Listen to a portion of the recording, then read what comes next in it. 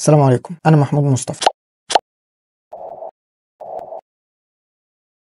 خلينا في الأول خالص نبدأ كده ونسأل سؤال مهم. يعني ايه رياضيات؟ الرياضيات علم بعرف من خلاله حاجات مجهولة، حاجة مجهولة، معلومة مجهولة. من خلال العلم ده ممكن أعرف الحاجة المجهولة دي. علم الرياضيات ده أصلا جه إمتى أو مين اللي اخترعه؟ مفيش حاجة اسمها مين اللي اخترعه. في علوم فرعية منه، في ناس اكتشفوها أو ذكروها أو اخترعوها، لكن العلم ذات نفسه هو موجود من أيام سيدنا آدم. اتوجد علم الرياضيات عشان الحاجة ليه. مثلا سيدنا آدم كان بيربي غنم، فهو عايز يعرف الغنم أو المعزة دي بتولد بعد كام شهر، بتحمل النهاردة هتولد بعد كام شهر، أو هتولد بعد كام مرة الشمس تطلع وتنزل، الشمس بتشرق وبتغيب كام مرة الحدث ده بيحصل تقوم المعزة والدة. فهو هنا استخدم العد والحساب. في الوقت ده ظهر احتياج لعلم الرياضيات. كل واحد بيجي بعد فترة بيكون في احتياج لحاجة معينة فهو بيبتكرها. مثلا كان في مشكلة ان احنا مش عارفين ما عندناش ارقام، فجي واحد قال لك خلاص احنا هنبتكر الارقام. الارقام دي مفاهيم، مفهوم معين ان الواحد ده يعني مثلا قلم، 2 يعني قلمين، 3 يعني 3 اقلام، المهم ترمز الى 3. دي فكرة. جه واحد عربي راح كاتب الرقم 3 ده كده. جه واحد تاني امريكي او اوروبي راح كاتبه كده. جه واحد تالت مثلا صيني راح كتبه كده مثلا، كتبوا اي فكرة. فالارقام دي ما هي الا افكار في دماغي انا طلعتها على الورقه واديت لها رمز، فظهر احتياج الارقام فاخترعنا الارقام. بعد كده عايزين نكرر العد ده كتير. عايز اعد مثلا عندي 3 غنمات واخويا مثلا جاب لي مثلا 8 غنمات، فانا عايز اعد دلوقتي ما عندي كام غنم. عندي في الاصل 7 غنمات وجالي 8، فعايز اجمع ال7 على ال8. كان الاساس بعمل ايه؟ احط 8 في دماغي واحط 7 على ايدي واقول 8 في دماغي، 9 10 11 12 13 14 15، يبقى كده 15. جه واحد قال لك لا، الموضوع كده صعب، مش هينفع. لو عايز اجمع 500 زائد 900 هجمعها ازاي او اعدها ازاي؟ فظهر الاحتياج لمفهوم الجمع. الكلام ده او كل مفهوم من المفاهيم دي هنقعد نشرح ونتكلم عنها كتير قوي، ولكن انا هنا بزرع في دماغك فكره معينه، وهي ان الافكار الرياضيه هي افكار في دماغك او مشاكل قدامك انت عايز تحلها، حاجات مجهوله انت عايز تحلها او عايز تعرفها. واهم قاعده تكون عارفها ان دايما تسال نفسك هل هناك سبيل، هل في سبيل او طريق اعرف بيه الشيء المجهول ده. مثلا لو انا بقبض 1000 جنيه واخويا بيقبض مبلغ تاني واحنا الاثنين مرتبنا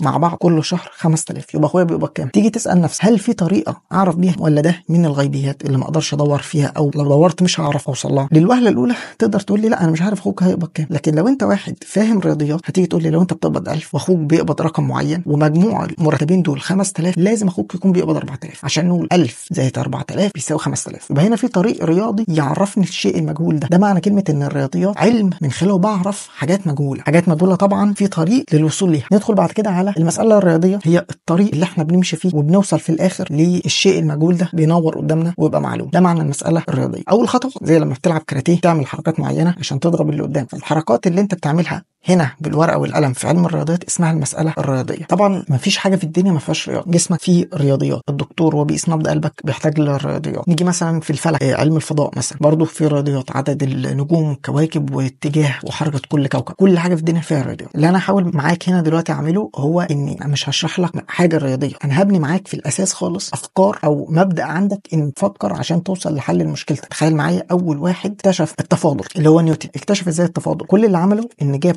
كل العلوم الرياضيه اللي كانت موجوده زمان وتعلمها وفهمها. بعد كده لقى مشكله وقرر انه يحل المشكله دي، وهو بيحل المشكله راح اكتشف طريقه لحل المشكله دي وسماها علم التفاضل والتكامل. طيب الادوات اللي هنستخدمها في علم الرياضيات، هنستخدم اداتين. اول اداه وهي الارقام. قلنا الرقم هو عباره عن رمز بيعبر عن فكره في دماغك. فمثلا لو جيت سالتك الصفر ده رقم، مش عارف، بس هو الصفر ده بيعبر عن اللاشيء. فهل ينفع اعبر عن اللاشيء برقم؟ اللي انا عايز اوصل معاك فيه ان كلمه صفر لما بقولها لك بيكون معناها لا شيء. زي كلمه واحد، لما اقول لك واحد بيجي في دماغك رقم واحد اللي هو بيعبر عن شيء واحد بس. فده معنى الارقام. لما اجي كمان شويه اكلمك كلمه ما لا نهايه، ما لا نهايه ده رقم ولا ده ايه؟ مش عارف، ولكن كلمه ما لا نهايه دي لما بقولها لك بيجي في دماغك حاجه كبيره جدا او رقم كبير جدا اكبر من اي حاجه في الدنيا. تاني اداه بستخدمها هي العلامات الحسابيه، زي زائد وناقص وضرب واشاره الموجب والسالب والمضروب. كل دي اسمها علامات. هتلاقي ان في الانجليزي العلامات دي بتختلف. علامه الضرب دي بتبقى ضد، فمش هيفرق معايا خالص الرموز دي. انا اللي يهمني الفكره بتاعتها، فكره العلامات. لو انت مش فاهم فكره العلامات وجيت انا كمان شويه اديتك مساله زي 5 على 2 في 4 زائد 3 وقلت لك حل لي دي، هتيجي تقول لي ايه؟ يبقى هجمع هنا ال4 زائد 3 وبعد كده اقسم بعد كده اضرب. هتشقلب لي المساله. ده ناتج مش عن ان انت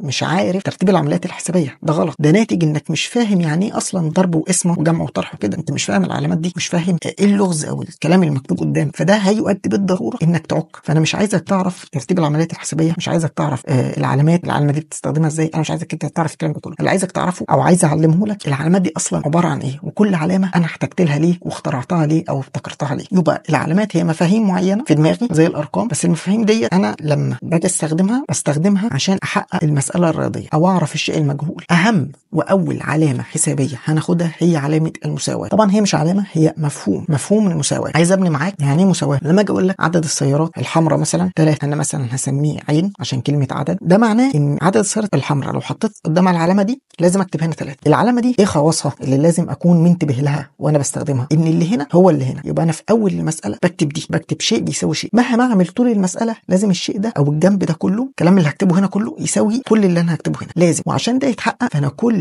اضافه او حركه بعملها او على اليمين بكررها تاني على الشمال، يبقى اللي بعمله على اليمين بكرره على الشمال. مثلا هناخد كمان شويه تفصيليا يعني ايه ضرب. بس لو انا ضربت هنا في 3 يبقى انا هاجي هنا ولازم اضرب في جيت. جمعت هنا 6 يبقى لازم اجمع هنا 6. ما ينفعش اجمع هنا 5. ليه؟ طب انا جمعت 5 يعني. حاجه ببساطه شديده اقول لك هو 3 في عين اللي هو ايه؟ اللي هو عدد السيارات. 3 في عين اللي هو 3 في 3 كام؟ ب9 زائد 5 14. هنتكلم بالتفصيل عن الجمع والطرح والضرب والكلام ده كله، بس انا دلوقتي عايز افهمك كلمه المساواه. هتلاقي الناتج ده 14 يساوي، ونقول 3 في 3 ب9 زائد 6 9 و6 15. هل ده منطقي ان اللي معاه 14 جنيه هو نفس اللي معاه 15 جنيه؟ هل ده منطقي؟ لا ده مش منطقي، فده غلط. فبالتالي لازم اللي اعمله هنا هو نفسه اللي اعمله هنا. ده معنى كلمه المساواه او ده معنى مفهوم المساواه. ما ينفعش تعمل حاجه في اليمين ما تكررهاش تاني في الشمال. لو ضربت في اليمين تضرب في الشمال في نفس العدد، لو جمعت في اليمين تجمع نفس العدد في الشمال. طبعا ده مش غتاتة، ده عشان المساله تفضل متزنه، تفضل القيم ثابته. ال5 بتساوي ال5، ال10 بتساوي ال10. ما جيش زي المساله اللي عملناها في اول الكورس ان طلع الواحد بتساوي 2، دي ما تنفعش. لو انا جيت قلت لك ال7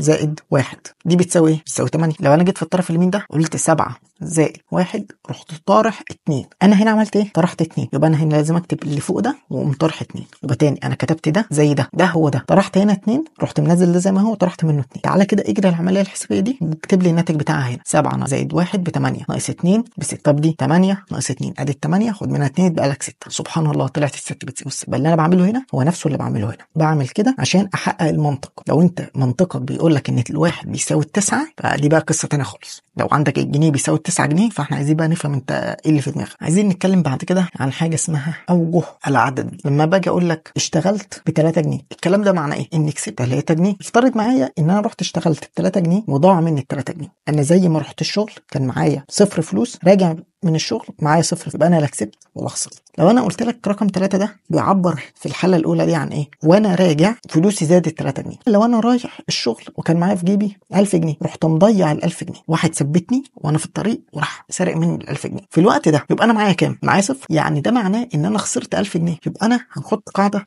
ان لكل رقم بنقوله له ايه؟ معنيين. الاول هو المعنى الدال على المكسب وهذا هو الاصل، والثاني هو المعنى الدال على الخساره. اي رقم هقوله لك لازم تسالني الرقم ده يدل على المكسب ولا يدل على الخساره. الانسان السلبي هو الانسان اللي مش بيضيف للمجتمع. مثلا انت انسان سلبي، لو لقيت واحد في الشارع بيثبت واحد بمطوه هتقوم واخد بعضك وماشي، يا عم لحسن يوزني يا عم، يبقى انت كده انسان سلبي. فدايما كلمه سلبي بنطلقها على الشخص اللي بيخسر، يعني بنطلقها على الخساره او الرجوع مثلا او النقص. يبقى كلمه سلبي يعني خساره او برجع لورا او خسرت فلوس او نقصت، ده معناه انه سلب. فالمفهوم ده لما اجي اطبقه على الارقام يبقى كل رقم هقوله لك لازم تسالني هل الرقم ده سلبي؟ هل الرقم ده بيدل على الخساره ولا بيدل على المكسب؟ بيدل على الزياده ولا بيدل على النقصان؟ بيدل على الرجوع لورا ولا بيدل على الطلوع لقدام؟ والمعنى الثاني او الفكره الثانيه هي فكره الايجابي. الفكره دي يعني الرقم عكس دي بالظبط، ان الرقم بيدل على التقدم. كسبت 1000 جنيه، كسبت 5 جنيه، كسبت 2 جنيه.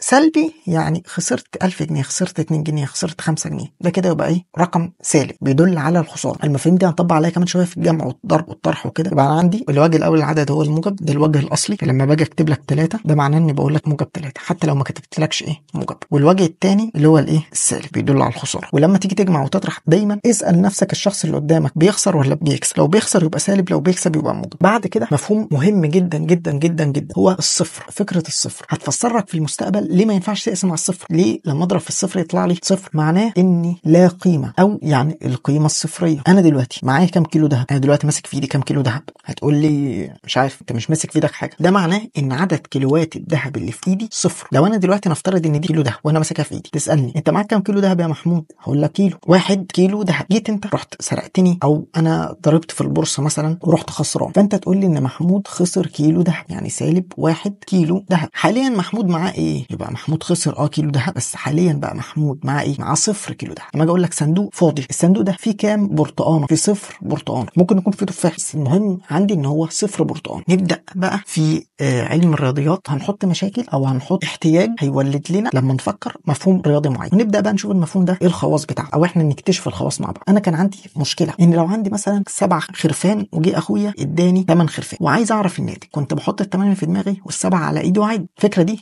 فاشله، يعني محتاج حل. لان لو جيت قلت لك 143 خروف مثلا وجي اخويا اداني 406، اعد احط ايه في دماغي واحط ايه في إيه؟ اعد يعني اعمل ايه؟ فانا محتاج طريقه اعرف بيها الناتج. جه واحد جزاه الله خير قال لك بالصلاه على النبي كده انا هخترع حاجه اسمها الجمع. ما هو الجمع؟ هو تكرار العد. بدل ما انا بعد على ايدي او بجيب زلط واحطه كده على الارض واقعد اقول 1 2 3 4 5، لا، انا هبتكر طريقه اعد بيها بسرعه وهي الجمع. قال لك رمز الجمع هو زائد. لما نيجي نكتب المساله اللي هنستخدم فيها عمليه الجمع، بتحط رقم وبعد كده بتحط زائد، بعد كده بتحط رقم تاني وبتقول يساوي. نتيجه الجمع دي هي الشيء المجهول. عايز افكرك ان عمليه العد كنت بضيف 1، يعني ممكن نكتب هنا ان العد هو عمليه اضافه 1 على القيمه السابقه. بعد تفاحات مثلا، فبقول التفاحه الاولى 1، التفاحه الثانيه 2، زود 1 وانتقل للخانه اللي بعدها. بعدهم ازاي؟ اقول هنا 1 ومضيف 1 واجي هنا وقايل 2، بعد كده اضيف 1 واقوم قايل 3، بعد كده اضيف 1 واقوم قايل 4، بعد كده اضيف 1 واقوم قايل 5. ده العد. جالك الجمع قال لك الموضوع ده مرهق، فاحنا هنعمل ايه؟ هنبسط. مبدا التبسيط او مفهوم التبسيط ده مفهوم مهم جدا، هيكمل معانا قدام تفاضل وتكامل والفيزياء وكل حاجه هتحتاج فيها مفهوم التبسيط. فانا عايزك من دلوقتي تبدا تستوعب مفهوم او فكره التبسيط. قال لك لما تيجي تجمع حاجه زي ال7 زائد 8 تجمعها ازاي؟ قال لك بسط ازاي؟ قال لك خلي ال7 دي عباره عن كام؟ عباره عن 5